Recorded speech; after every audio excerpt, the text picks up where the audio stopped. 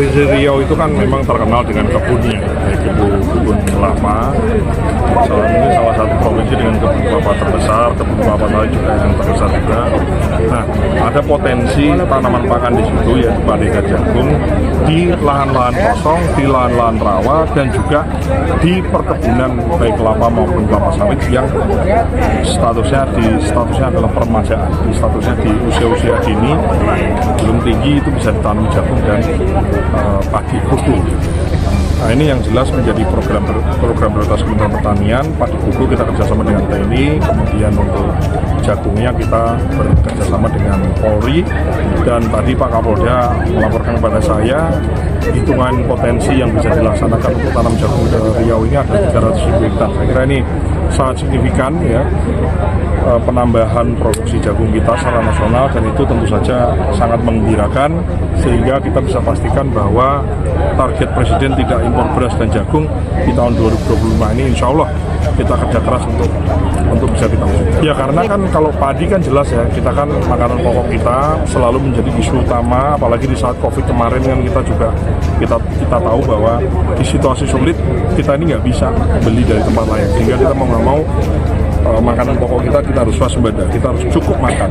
Nah, untuk jagung kenapa perlu juga harus waspada? Karena dengan jagung yang cukup, satu petani yang sejahtera, dibeli dengan harga yang baik. Selain itu, ketersediaan jagung yang cukup itu menjamin ketersediaan pakan untuk ternak kita, baik itu untuk ayam, untuk bebek, dan untuk ternak-ternak kita itu pun tersedia dengan baik, sehingga kita betul-betul bisa wujudkan swasembada itu.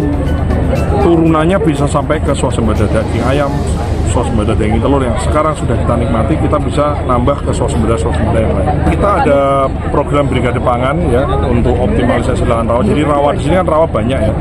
Tahun ini kita punya target 30.000 lahan rawa yang kita optimalisasi menjadi lahan produktif pertanian, dan di situ kita tempatkan namanya personil pertanian, namanya brigade pangan 15 orang.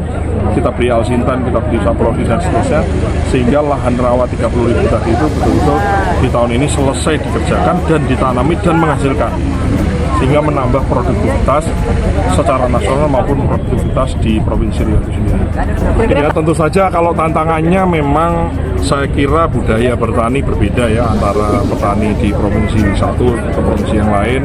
Contohnya misalnya budaya bertani kita di Jawa dengan di Sumatera tentu saja yang berbeda dalam arti memang kebiasaan dari dulu orang Jawa, petani di Jawa itu nanamnya padi, jagung, dan palawija.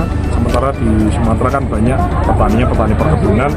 Nah, untuk bisa nambahi tanaman-tanaman pangan seperti padi dan jagung tadi tentu saja kan perlu penyesuaian ya. Tentu saja sekarang dengan adanya Dinas Pertanian, Kementerian Pertanian, keterlibatan TNI, keterlibatan Polri, dan juga akses informasi yang mudah, saya kira itu tantangan ada, tapi nggak sesulit dulu lah sekarang.